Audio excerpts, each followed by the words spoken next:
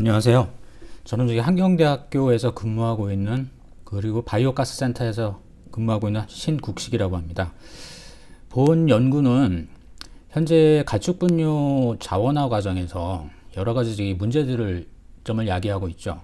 뭐 악취라든지 뭐 수질 그리고 환경 영향. 그래서 이런 것들 때문에 현재 민원이 많이 발생을 하고 있습니다. 그래서 그것과 더불어 그동안에는 그 이제 우분 같은 경우에는 우리 보통 우분은 이제 퇴비화를 많이 했었는데요. 그동안에 이제 퇴비화를 하면서 사실은 우분을 아주 잘 부숙시키지 않고 사실 그 잘 부숙되지 않은 퇴비를 현재까지는 많이 뿌려왔었죠. 근데 작년 그 3월부터 가축분뇨 자원화 정책 중에 하나로 이제 그 퇴비 부숙도 관리 제도를 시행을 하게 되죠. 근데 농민들 반발로 저기 1년이 유예가 됐습니다. 그래도 내년 3월에는 이제 그 퇴비 부숙도 관리를 해야 돼요. 이렇다 보니까 사실 이 돈분 같은 경우에는 여지까지 문제들이 많이 돼서 뭐 수처리 형태로든 액비 처리 형태로든 많이 이제 어느 정도는 자리가 잡혀갔는데 우분 같은 경우에 그게 굉장히 부족해졌죠. 더군다나 이제 그 부숙도 관리 제도를 시행함에 따라 이제 문제가 많이 발생을 하고 있고 이 처리 문제가 우분의 처리 문제가 사실 굉장히 지금 심각해진 상황입니다. 그렇다 보니까 이 퇴비, 액비 외에도 이런 그 다른 방법으로서 우분을 우리가 이제 자원으로 사용할 수 있는 방법이 중에 하나로 나온 것이 이제 그 가축분뇨 고체 연료를 만들어서 펠렛 형태로 만들어서 이것을 이제 보일러 같은 데 소각하는 것들. 그래서 그 열원을 또 사용을 하자. 그걸로 또 발전을 하여 이제 그 사업성을 유지를 하자. 그런 개념이 나오기 시작을 했죠. 그래서 본 그 연구에서 이 가축분뇨를 그 자원화하는 방법에서 가축분뇨 고체 연료를 만들었을 때 그 경제성이 어떤가를 분석해 본 연구입니다. 그래서 방법을 보면은 일단 발효건조 유형을 두 가지로 나눠 봤어요. 그래서 우리가 보통 전통적으로 퇴비화하는 방법 중에 하나인 발효건조 유형이 있을 것이고, 그 다음에 이제 화력건조 유형으로 두 가지로 나눠서 이제 그 제조 시설의 유형을 설정을 했고요. 그래서 이것들을 이제 가축분뇨 고체 연료로 만들었을 때 발전 단가를 이제 산정하는 분석 기초 자료로 동서발전에서 현재 사용하고 있는 그 기초 자료들을 활용을 했었습니다. 그래서 이것들을 바탕으로 그 시설 용량별로 한 70톤짜리 그리고 1일 100톤, 150톤, 200톤 이런 걸로 구분해서 산정을 하게 되고요.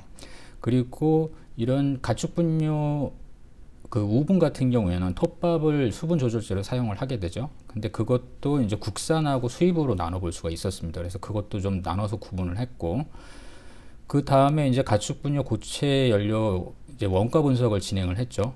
그리고 이제 REC 가중치 원가 분석을 검토를 했습니다.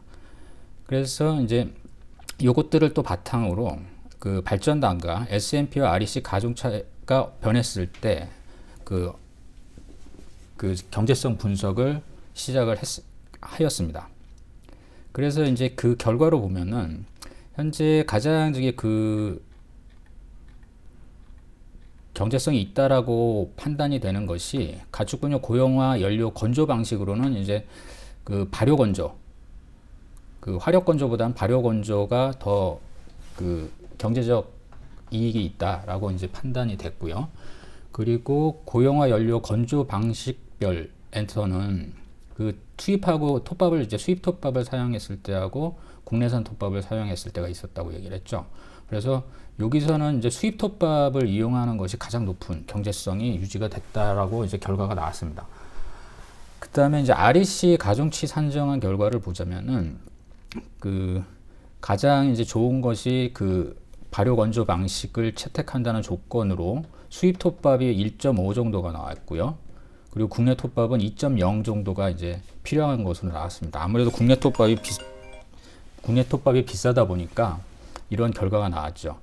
그래서 결론적으로 발전 원가하고 REC 가중치 산정 결과로 보면 수입 톱밥을 이용을 해서 그 발효 건조 방식을 채택하면은 1.5 부여가 가능합니다. 1.5에서 REC 가중치가.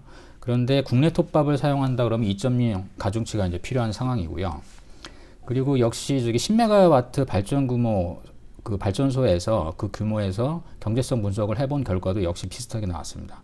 수입 톱밥은 REC 1.5고 국내산 톱밥을 썼을 때는 2.0 사업 수익성이 나오는 것으로 이제 그 결과가 나왔고요.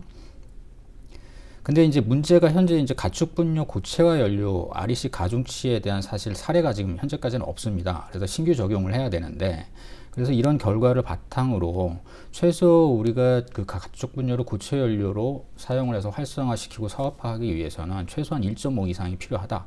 그런데 이제 이게 REC 가중치 1.5는 문제가 그 수입 톱밥이라는 거죠. 그래서 나중에 국가 정책을 할 때 사실 이 수입 톱밥이라는 것들 때문에 나중에 걸림돌이 될 수가 있죠.